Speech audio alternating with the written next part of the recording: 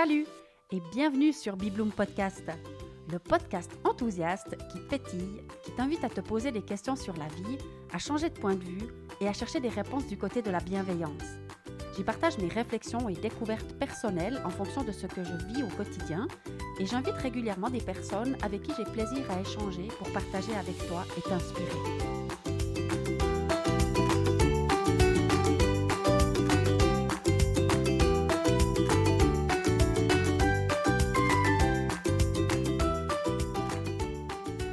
Et voilà, bientôt 1 mois que nous sommes en Irlande. Tout se passe pour le mieux, comme tu vas pouvoir le découvrir dans cet épisode. Le chapitre 1 est sur le point de se fermer puisque nous partons dans quelques jours à la découverte des futures aventures que la vie nous réserve. À bientôt!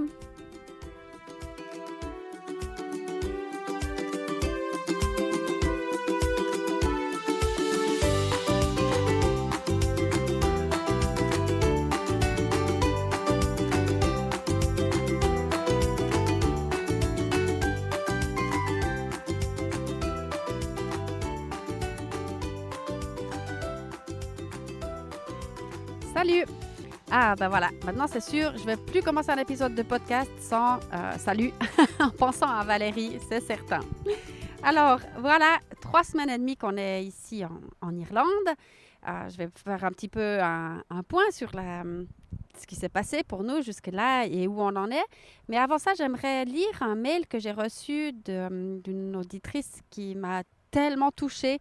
Et Sabine, j'aimerais te remercier ici parce que vraiment, voilà. Et puis j'aimerais partager ça avec vous parce que quand il y a des choses aussi touchantes que ça, eh bien, je partage. Alors, Sabine, elle raconte un petit peu sa situation qui n'est pas tout à fait confortable ces temps-ci. Et puis, elle continue en disant je tourne et retourne dans mon lit, essaye une méditation car je ne peux pas dormir. Et puis, j'ai l'idée d'écouter le nouveau podcast que tu nous as envoyé. Où en est-elle, ma chère Diane, de son voyage en Irlande avec sa fille? Écoutez tes mots, ceux des gens qui t'entourent et qui t'aiment, tout ce que tu as mis en place pour réaliser vos rêves à Léonie et toi, tout cela m'a apaisée et je me suis ensuite endormie comme un bébé. J'adore ton parcours, tu es un peu ma bougie dans la nuit, car je sais que tout n'a pas été facile et que parfois, toi aussi, tu trébuches et tu te relèves. C'est comme si j'étais un peu moins seule et que cela me redonnait l'élan de chercher autrement avec d'autres outils ou tout simplement en allant rechercher ceux que j'ai dans ma boîte à outils.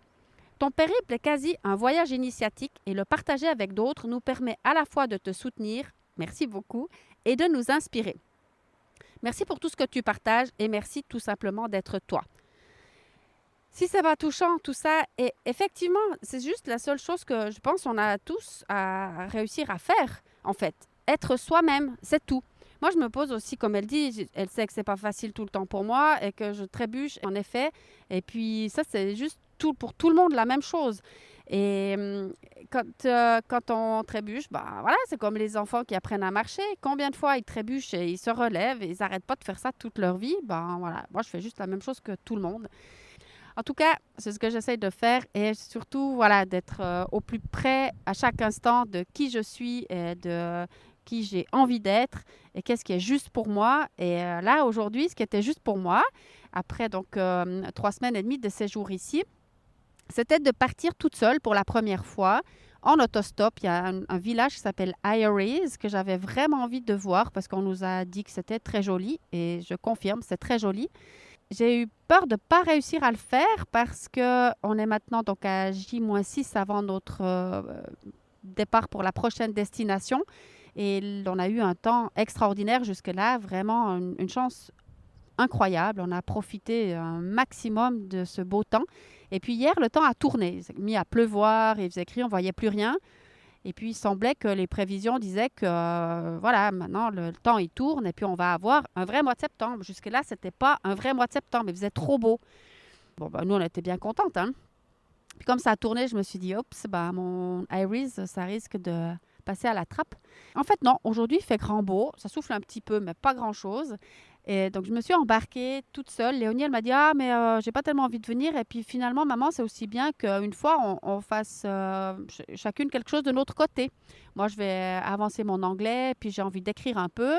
Et puis, toi, fais ce que tu veux, quoi. Alors, je dis, ça, c'est super, j'adore. Alors, j'ai embarqué mon matériel de podcast et je suis partie en autostop dans ce petit village. Et là, je me suis dit, j'aimerais vraiment trouver un endroit, parce que la dernière fois, peut-être tu te rappelles, j'ai enregistré une partie du podcast sur mon canapé. Je n'étais pas dans mon bureau habituel, qui est dans la nature, en Boulaire, et ça ne m'a pas trop convenu. J'ai fini l'enregistrement dans la chambre qu'on occupe. Ça allait aussi, hein, mais franchement, j'avais vraiment cet élan d'être dans la nature. Et là, tu devrais voir, c'est magnifique. Je vais te publier des photos, bien sûr. Mais j'ai trouvé, depuis ce petit village qui est donc super joli, avec des maisons de toutes les couleurs, un beau soleil, des gens sur la terrasse encore qui boivent un café. Et c'est tout petit, hein, c'est tout petit. Mais il y a quand même une église extraordinaire aussi, avec des vitraux fantastiques.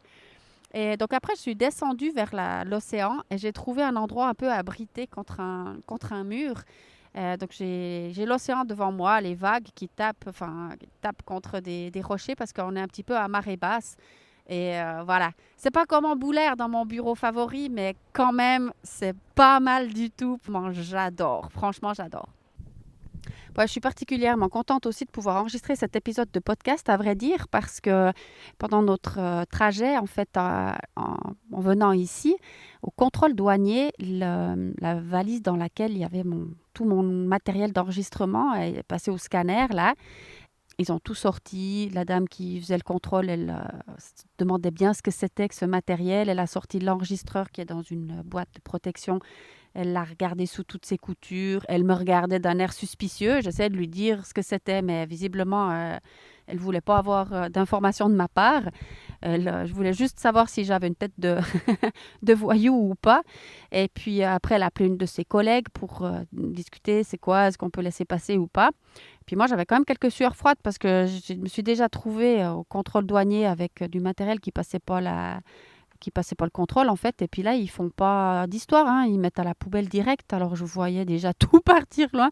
Je dis, ouh là là là là, pourvu que ça passe, pourvu que ça passe.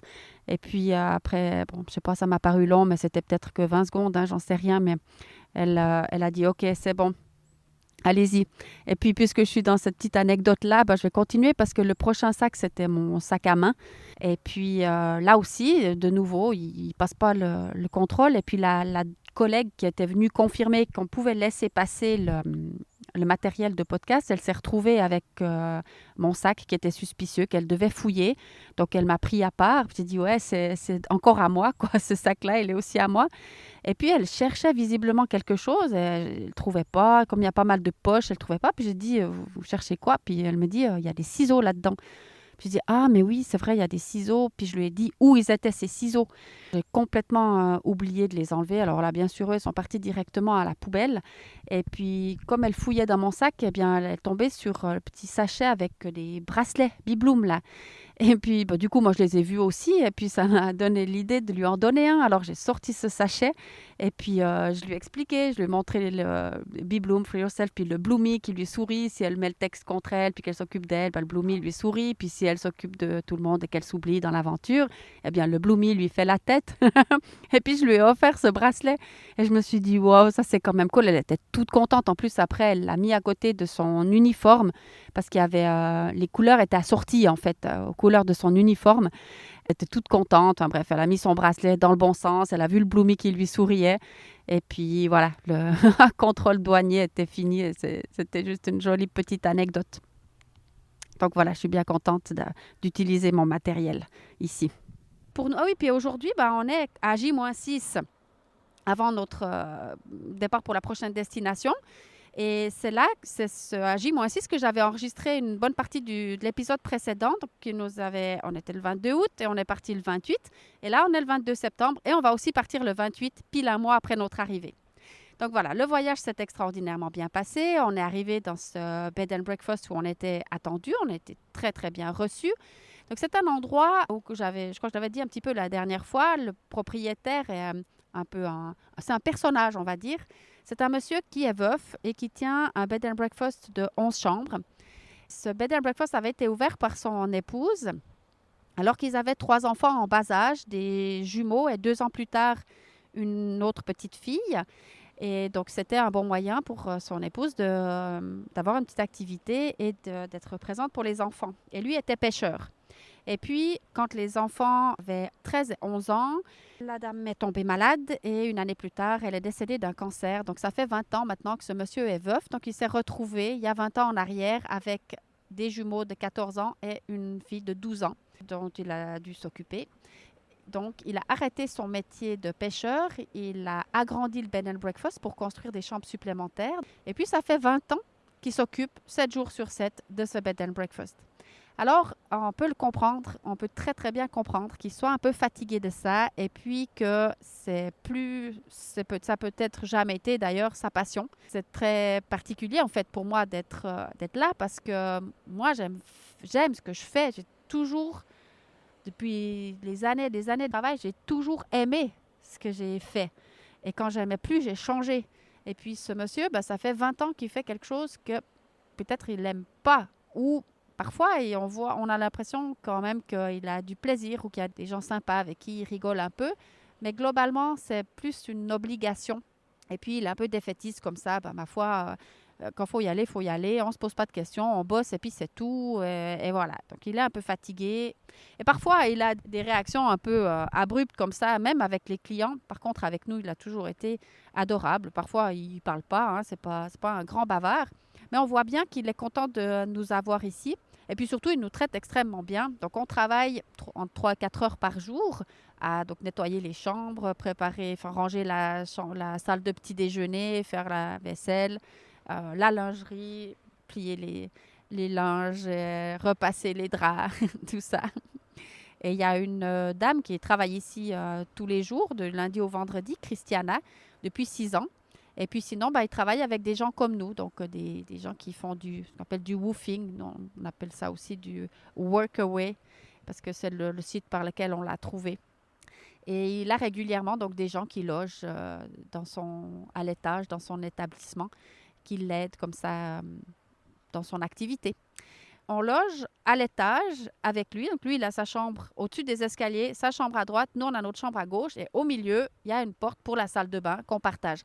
Alors, voilà, ce voyage, ça nous invite, ou en tout cas, c'est ce que je disais à Léonie, il vaut mieux être flexible parce que quand tu partages la salle de bain d'un inconnu comme ça, qui, faut reconnaître quand même, il n'est pas des plus soignés, il n'est pas toujours très propre dans la salle de bain ou dans les toilettes. C'est souvent moi qui passe après lui le matin, c'est pas idéal.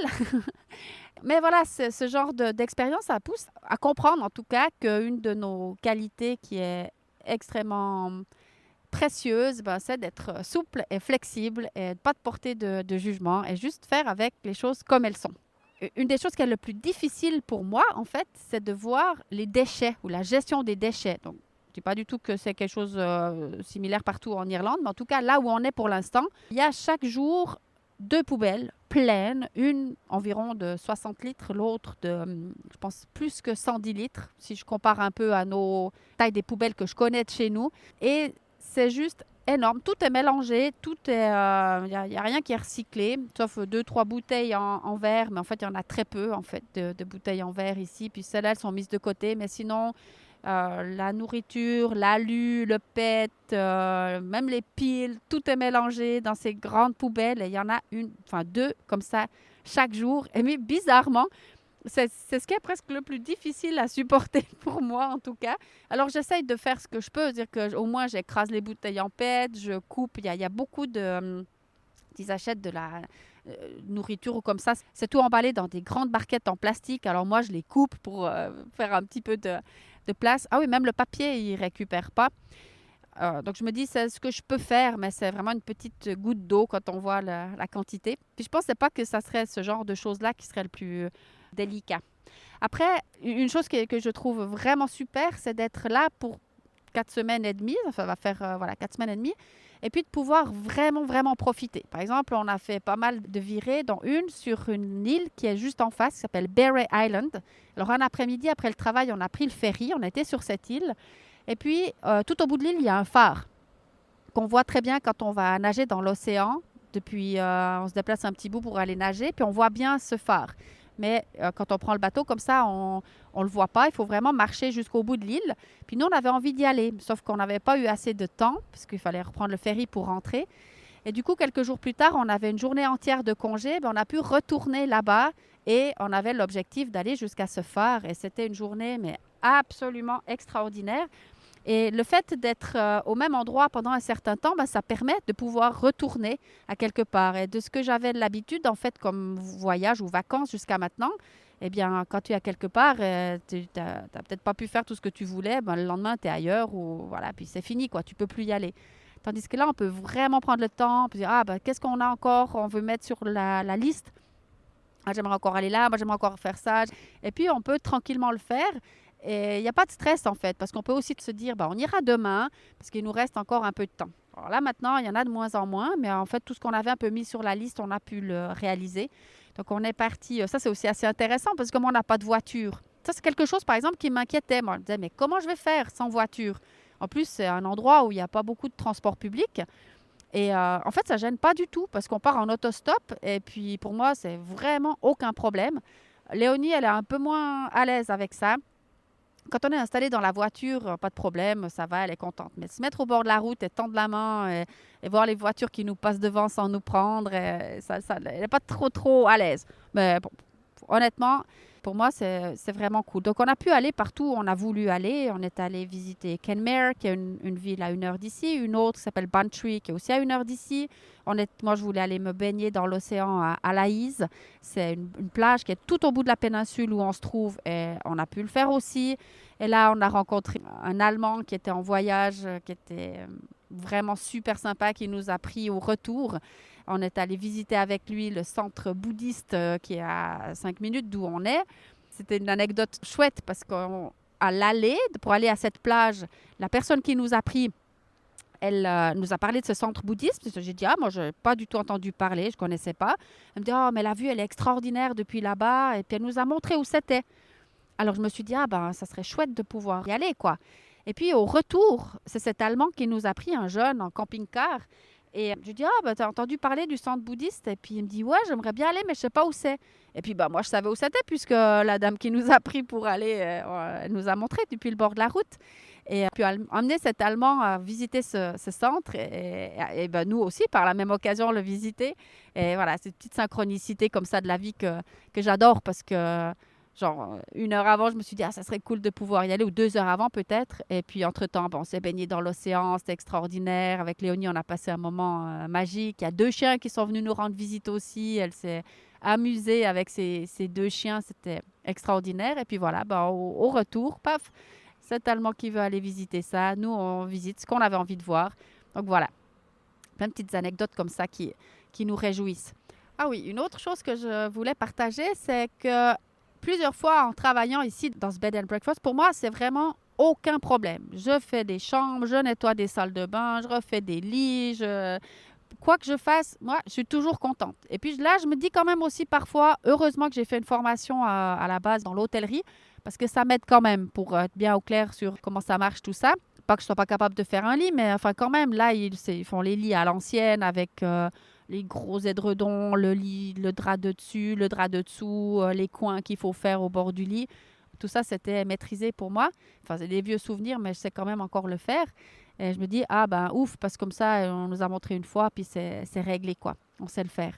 Et j'ai aucun problème avec ça, tout comme j'avais aucun problème de travailler chez Goya Honda, ni à livrer faire la livreuse de fleurs, là, l'année dernière, et même à mélanger tout, parce que plusieurs fois, je me suis retrouvée ces derniers mois, par exemple, à faire un entretien d'enthousiasme avec un directeur dans une entreprise, et puis partir de là rapidement pour aller livrer des fleurs ou pour aller... travailler chez Goya Honda, ou voilà. Maintenant, c'est un peu pareil, je mélange tout. Je m'occupe de mon activité quand même en Suisse qui me prend un peu de temps. Je me balade, je voyage et je nettoie des chambres. Mais pour moi, tout ça, c'est juste des activités au quotidien et tout me va bien. Ça, c'est certainement une graine qui a été plantée par mon père, j'ai toujours entendu de sa part dire qu'il n'y a pas de sot métier. Il n'y a pas de sot métier, il n'y a que des sots gens.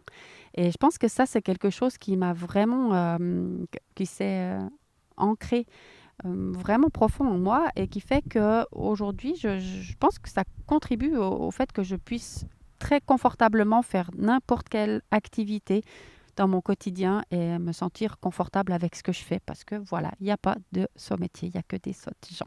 Enfin, il n'y a peut-être même pas de sots gens non plus. Peut-être que des gens qui n'ont pas compris tout. C'est juste ça, c'est pas des sots gens même. C'est cette deuxième partie de phrase. Finalement, elle n'est pas forcément à mon goût. Voilà.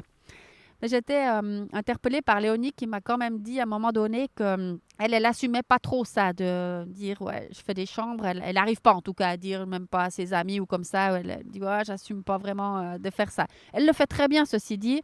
Vraiment, elle est adorable, elle est au taquet, elle fait son job, elle paye sa pension comme qui dirait. Puis après, on se fait vraiment des virées super cool. Ouais, en même temps, quand elle m'a dit ça, ça m'a un petit peu confrontée, hein, parce que je me dis, punaise, voilà, vous vous rappelez, j'ai fait un épisode où je parlais des doutes. Et elle me dit, ouais, en fait, moi, j'emmène ma fille là-dedans. Maintenant, elle nettoie des chambres, elle assume pas trop ça. Ça m'a un peu monté des doutes. Mais en fait, quand je la vois à l'œuvre et puis je vois le plaisir qu'elle a, je dis, bon, OK, peut-être elle assume pas trop, mais elle le fait quand même avec un bel élan. Et puis, on va voir ce qu'on fait après. Donc, la prochaine étape, ça sera peut-être un peu similaire. On ne sait pas encore ce qu'on va devoir faire, vraiment. Mais on a trouvé un endroit qui nous enchante. Ça sera très, très différent de là où on est maintenant. Parce que c'est aussi, pour le situer d'abord géographiquement, donc on va rester au sud de l'Irlande, mais on va se retrouver complètement de l'autre côté de l'île, à l'est, tout près d'une ville qui s'appelle Waterford, dans un petit village qui s'appelle plus précisément Campile. Et là, on a trouvé, au départ, en fait, ce qu'ils cherchaient, les gens, c'était c'était de l'aide pour du jardinage. Alors, c'est, ah ouais, super. Et c'est une famille qui a 3 enfants, des jumeaux aussi. Visiblement, on arrive dans des familles où il y a des jumeaux. Ou alors, il y a beaucoup de jumeaux en Irlande, je ne sais pas. Enfin, des jumeaux de 17 ans et un garçon plus grand de 21 ans. Et on s'est dit, ah ouais, super. Alors, faire du jardinage dans une belle propriété où il y a 3 enfants, dont 2 de l'âge de Léonie. On s'est dit, ah ouais, nickel, ça c'est super. Et puis finalement, quand la personne qui s'occupe de ça, Emma, elle s'appelle, elle nous a contactés puis elle a dit qu'elle était intéressée par notre candidature. Eh bien, elle nous a dit qu'en fait, c'est un bed and breakfast aussi qu'elle tient dans un manoir. Il y a 6 chambres et c'est un manoir un peu de luxe parce qu'à l'intérieur, il y a une piscine qu'on va pouvoir utiliser, nous a-t-elle dit. Donc, elle est réservée aux clients jusqu'à 19h le soir, puis après, on pourra aller nager. Et elle fait aussi la cuisine le soir pour ses clients. On sera logés, nous, dans un cottage à côté de la propriété. Il y a aussi 7 hectares de jardin. Mais en fait, pour l'instant, il n'y a pas grand-chose à faire dans le jardin. Donc, visiblement, on sera plutôt occupé, encore une fois, dans le bed and breakfast. Ça sera peut-être plus le genre de travail qu'on fait ici maintenant, mais peut-être plus élargi aussi, puisqu'ils cuisinent le soir. Donc, on fera peut-être aussi de la cuisine et de la vaisselle. Je ne sais pas, on verra. En tout cas, c'est un couple de passionnés de culture irlandaise et d'histoire qui habitent là. Et ils ont envie de partager leur passion avec les gens qui travaillent avec eux. Donc, ça va être très, très différent de ce point de vue-là, d'où on se trouve maintenant.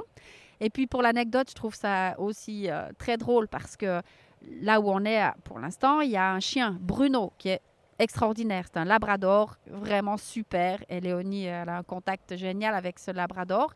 Et dans ses rêves, Léonie, quand elle était plus jeune, elle avait mis qu'elle voulait un chien. Enfin, elle a toujours voulu un chien, mais ça n'a jamais été possible. Et là, voilà pas qu'on arrive dans un endroit où elle vit au quotidien avec un chien. Bien sûr, c'est que pour un mois, mais enfin quand même. Et puis une autre chose qu'elle a mis sur son carnet des rêves il y a quelques années en arrière, c'est d'avoir une piscine intérieure dans sa maison quand elle sera plus grande. Et voilà, c'est pas encore sa maison non plus, et elle n'est pas encore adulte, mais n'empêche qu'elle va se retrouver on va faire 6 semaines là-bas, dans une maison où il y a une piscine à l'intérieur et elle pourra en profiter. Donc, je trouve que c'était un petit peu rigolo de mentionner ça. Genre comme si les rêves qu'elle a mis dans son carnet, ils lui font des petits clins d'œil. Je me réjouis de voir d'ici quelques années, quand elle aura sa grande maison avec sa piscine intérieure et son chien, bien sûr, ou ses chiens, je ne sais pas. Bon, quoi d'autre? Ah oui, il y a quand même encore une ou deux choses. Tu vois, quand on est allé sur cette île pour la 2e fois avec Léonie, puis qu'on est allé marcher jusqu'au phare, Léonie, elle est toujours partante et elle est enthousiaste. Et cette journée qu'on a fait sur cette île, c'était plus extraordinaire que tout parce que déjà, pendant la balade, on a écouté ensemble le 50e épisode de podcast parce qu'elle ne l'avait pas écouté, en fait. Et puis, elle me dit, ah ouais, ça serait sympa d'écouter ça en marchant. Alors bon, pour moi, c'était waouh, j'y croyais même pas. Et puis à la fin, elle m'a dit génial, maman, c'est super. Elle n'écoute pas forcément ce que je fais. Puis des fois, elle a un peu des doutes aussi si vraiment c'est bien ou pas voilà, de parler de moi comme ça. Ça la met parfois dans l'embarras. Alors qu'elle me fasse un compliment sur ce podcast, c'était waouh, ça m'a beaucoup touchée. Donc la complicité qu'on peut avoir ici, c'est quelque chose que je ne pouvais même pas imaginer. Et puis après, je me suis aussi souvent dit, mais bon, il y a beaucoup de monde qui nous dit c'est extraordinaire de part avec ta fille, vraiment, ça nous touche. Puis nous, on ne comprenait pas trop pourquoi on se dit, bah, ça nous paraissait comme ça, pas si exceptionnel que ça, mais on a bien compris par les émotions qui ont été retransmises par certaines personnes qui nous ont fait des messages, mais carrément, les gens, ils pleuraient, quoi, en disant à quel point ils étaient touchés par le fait qu'on parte ensemble, mère et fille. J'y pensais quand même l'autre jour, je me disais, mais c'est fou, parce que je pense que j'ai jamais passé autant de temps, 24 heures sur 24, avec la même personne. En fait, même pas avec mes propres enfants, parce que finalement, même quand tu passes beaucoup de temps avec tes enfants, mais pas 24 heures sur 24 comme ça, dormir dans la même chambre, faire le même travail, être au même endroit tout le temps. C'est quand même spécial, en effet. Et ça se passe juste à merveille. Il n'y a pas de tension, il y a des moments absolument géniaux. Le soir, avant de s'endormir, on regarde une vidéo sur l'ordinateur parce que on n'a pas de télé, on n'a pas accès non plus aux chaînes suisses. Ah, d'ailleurs, si quelqu'un peut nous donner un tuyau pour que ça, c'est quelque chose qui manque à Léonie quand même d'avoir accès à la télé. Mais je crois qu'il nous faudrait un code de quelqu'un qui a un abonnement chez Swisscom. On n'a encore pas réussi à trouver ça. Ça va venir sûrement, mais peut-être par l'intermédiaire de cette conversation. Tiens, on verra. Mais en tout cas, voilà, on regarde une petite vidéo sur YouTube. On a trouvé, là, hier soir, par exemple, on regardait un épisode de Nuit et culottée. C'était juste waouh, quoi. Donc, on passe des moments ouais, extraordinaires, juste extraordinaires. Et on a conscience de la chance qu'on a. Et c'est surtout ça le plus important, je pense, c'est d'avoir la conscience de cette chance à chaque instant et de le vivre très intensément. Et je crois qu'on y arrive plutôt bien. Ah oui, une autre chose qu'elle m'a dit, Léonie, c'est qu'elle serait d'accord de faire un petit enregistrement pour le podcast. Et ça, franchement, c'est une super nouvelle parce que l'épisode précédent, ça avait été un peu compliqué pour elle. Elle n'était pas super confortable de parler comme ça dans le micro. Donc, le fait qu'elle me sollicite, enfin qu'elle dise elle-même qu'elle a envie de le faire, ben, c'est génial. Donc, moi, je vais rentrer de la plage et puis je vais aller la retrouver. Puis, visiblement, on va tâcher de s'installer à l'extérieur sur la terrasse de notre bed and breakfast pour que je puisse lui passer la parole. Alors voilà, à bientôt pour la suite.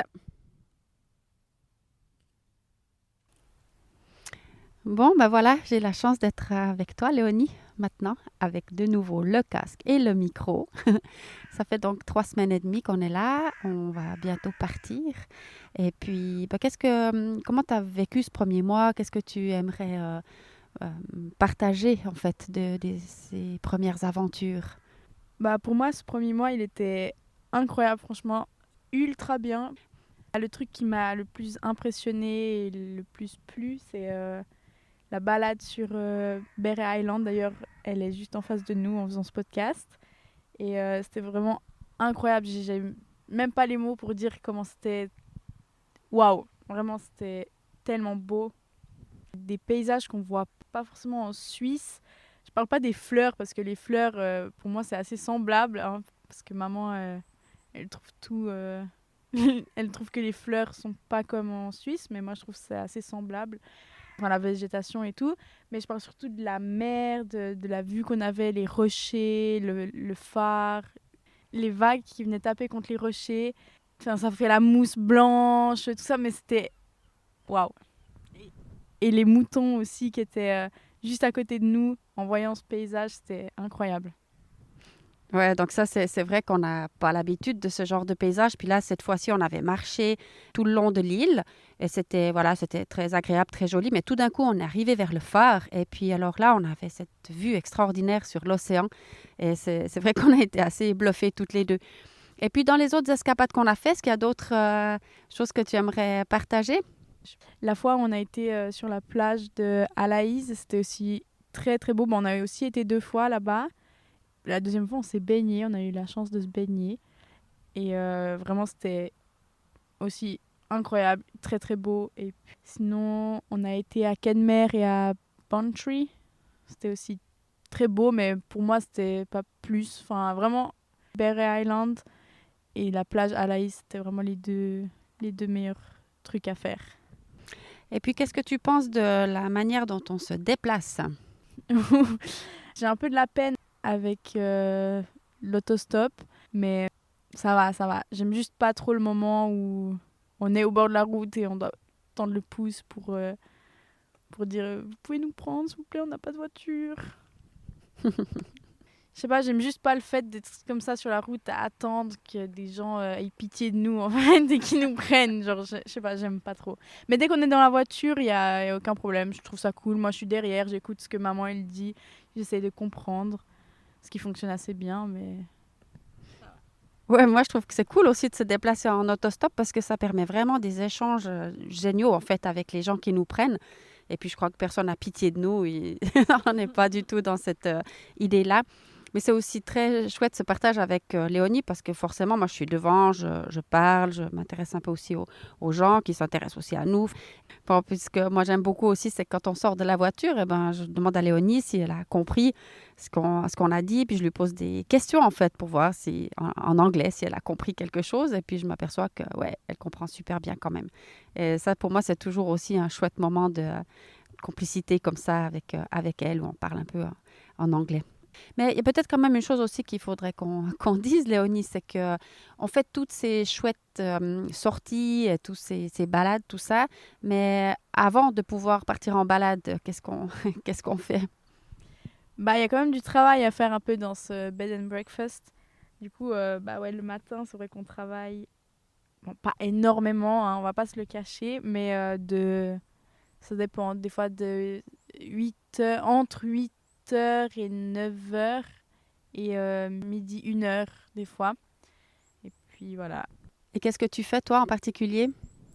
Bah du coup, moi et toi, du coup, les deux, on, on fait les chambres le matin. Je vais pas vous cacher que c'est pas ce que je préfère, mais je commence à m'habituer, donc ça va pour l'instant. Et aussi, moi, j'aime bien faire les petits déjeuners, ce que je fais aussi presque tous les jours. Donc, ouais, débarrasser les tables et après redresser les tables, ça j'aime trop. Je trouve ça trop cool. Et bah, après faire le sol, et ça je trouve aussi trop bien. Et puis, une partie de nos journées sont aussi occupées bon, pour Léonie par l'apprentissage de l'anglais. Comment tu fais pour l'anglais pour l'instant? Bah, j'ai un livre que maman, enfin 3 livres que maman m'a offert pour mes 17 ans. Euh, C'était un cadeau rigolo.